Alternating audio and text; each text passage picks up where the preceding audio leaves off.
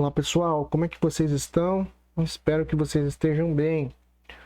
Hoje nós vamos iniciar aí uma nova série de vídeos que o intuito é produzir conteúdo de um tempo mais compacto, um tema específico, justamente para que o aluno possa ir direto naquilo que talvez ele tenha mais dúvida ou talvez naquilo que ele queira aprender, né?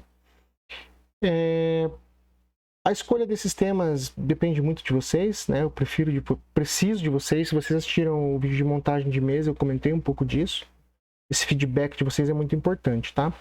Então eu estou seguindo, né, essa proposta de pedido que vocês mesmos me fizeram, alguns alunos, para que a gente possa suprir essa necessidade, ok? Então vocês estão vendo aí 5 forceps. Esses forceps são os que eu considero os mais clássicos, não são os melhores, tá? A questão de ser melhor ou pior vai muito do gosto ali do cirurgião, tá? Mas são os forceps que eu considero ali os forceps mais clássicos, certo? Se você é meu aluno ali da instituição, se é meu aluno da Universidade Positivo, lá na lista de materiais de vocês, os forceps que eu peço para vocês comprarem são esses forceps que vocês vão ver aqui no vídeo, tá? Então, caso vocês tenham dúvidas em relação a compra, formato, isso aqui vai servir bem para vocês, esse vídeo, certo? Vejam só, pessoal. Primeiro, os primeiros 2 forceps que eu vou apresentar para vocês, eu preciso apresentar os dois juntos e vocês vão entender o porquê disso. O forceps com um cabo bem curvo ali é o forceps número 150, cuja indicação é dentes monorradiculares em maxila, ok? O forceps que vocês estão vendo de cabo reto é o forceps número 151, que é indicado para dentes monorradiculares em mandíbula.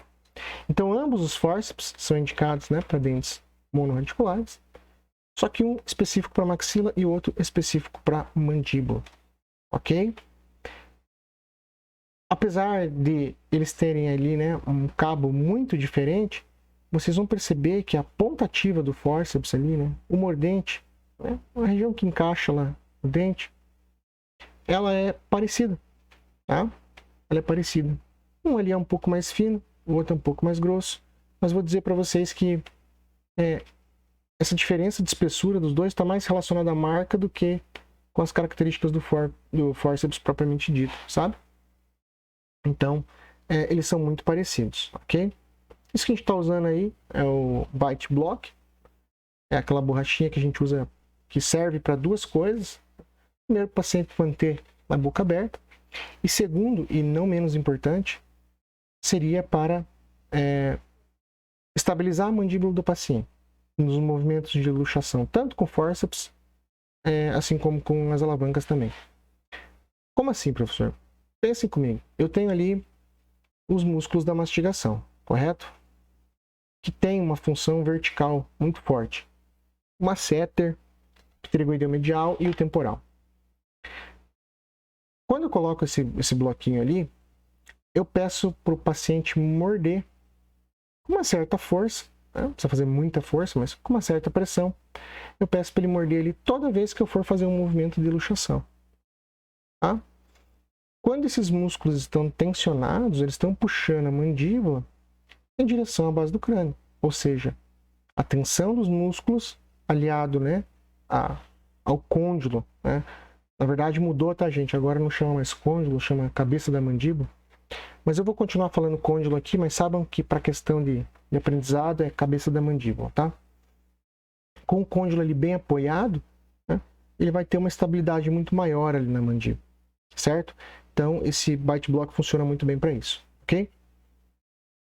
Bom, eu vou encaixar, gente, o forceps 150, tá? Ali num dente da maxila. No caso ali, o primeiro premolar superior lado direito. Professor, aqui eu já encontrei um erro na tua aula. O primeiro premolar superior, professor, tem 2 raízes. E você falou que esse forceps é indicado para dentes monorradiculares.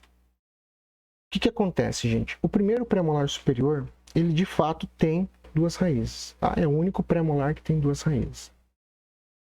Só que o que acontece? Essas raízes, uma está disposta por vestibular e a outra está disposta por palatino, né? Então a disposição dessas duas raízes faz com que o mordente, a ponta ativa do fórceps, tenha o mesmo desenho. Pode ser que você não tenha entendido muito bem agora, mas quando a gente for para os molares, vocês vão começar a entender um pouco melhor isso, ok? Então, pode sim fazer, deve sim fazer a apreensão do primeiro premolar superior também com o fórceps número 150, ok? Então, estou utilizando ali o fórceps número 150. Vejam que a gente consegue fazer a apreensão de maneira muito simples, né? Muito eficaz.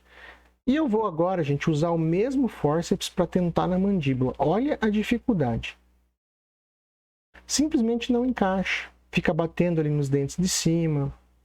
A apreensão não fica das melhores, certo? Então, assim, não dá para utilizar fórceps de maxila em mandíbula e vice-versa. Ok?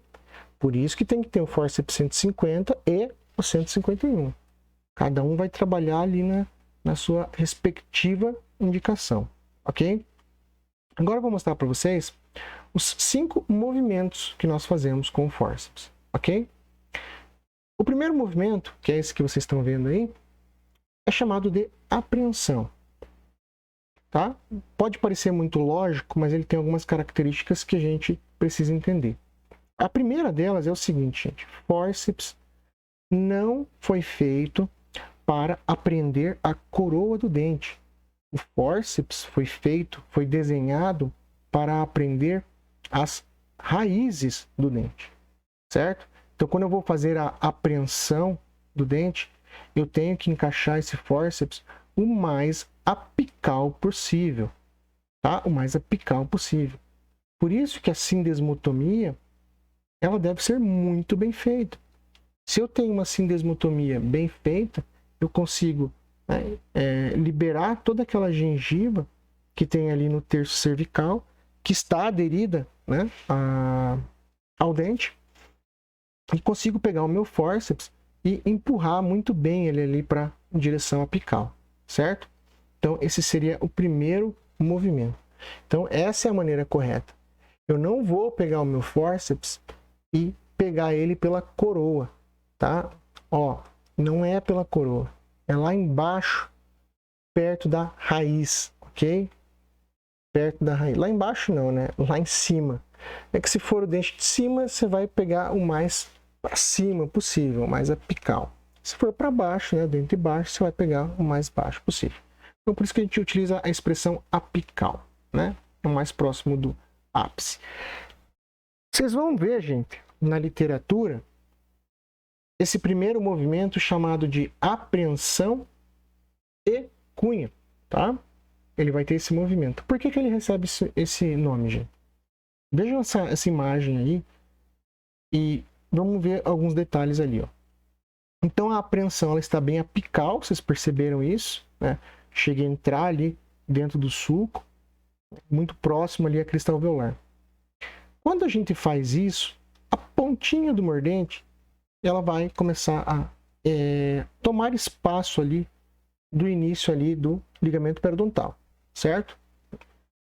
Espaço entre dente e crista alveolar. Crista alveolar não. Parede do alvéolo, certo?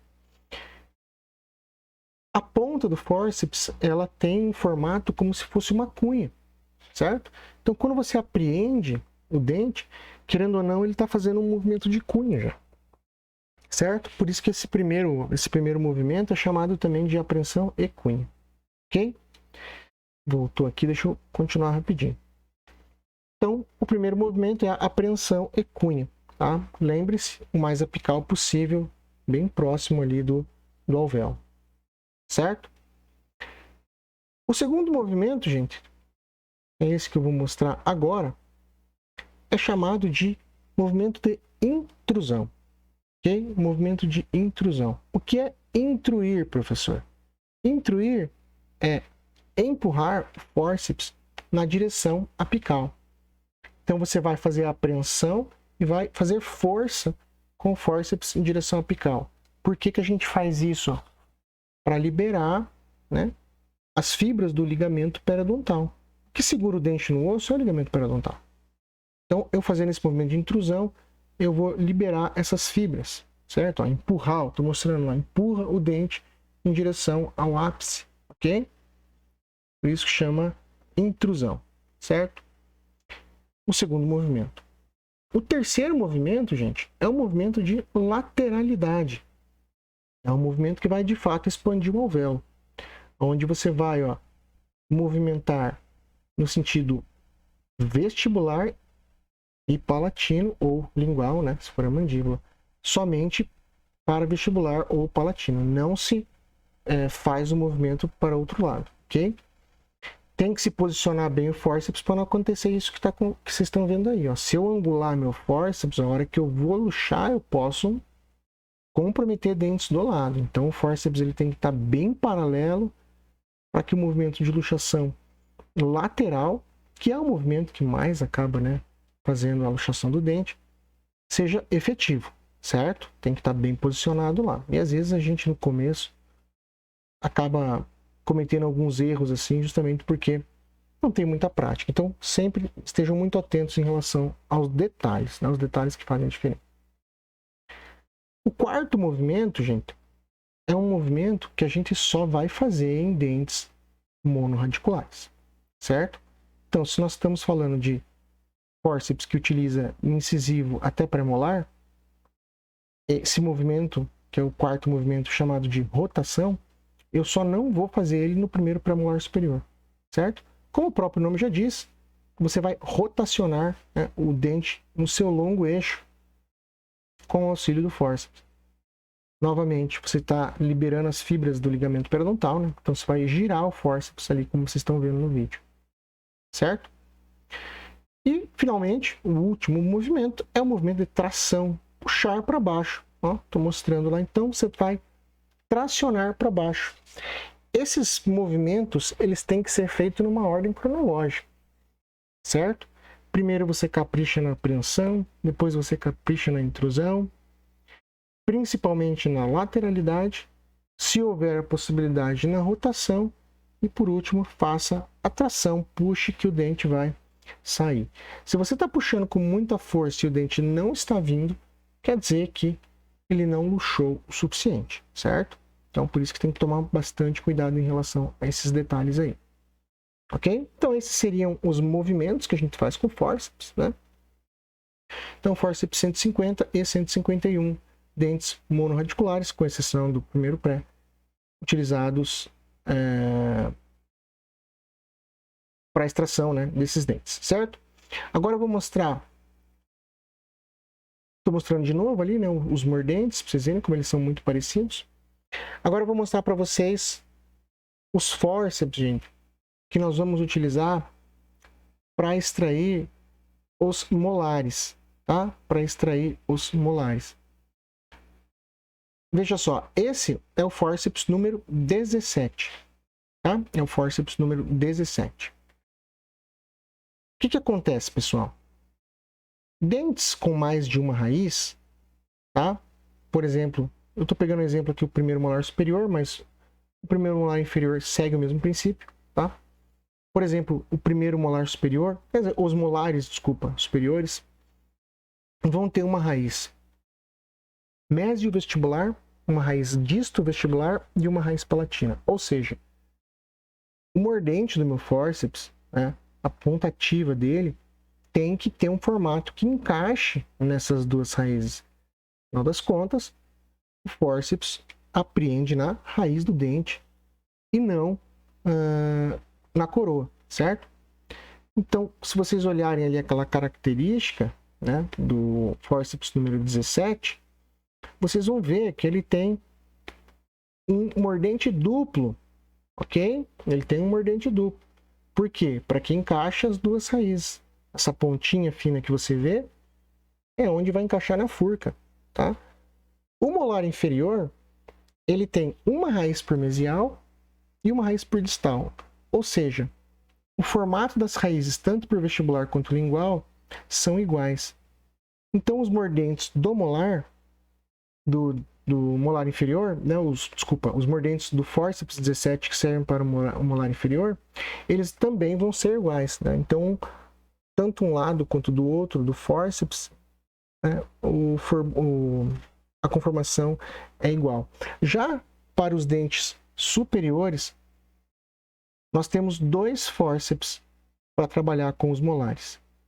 O fórceps 18R e 18L. R de right, L de left.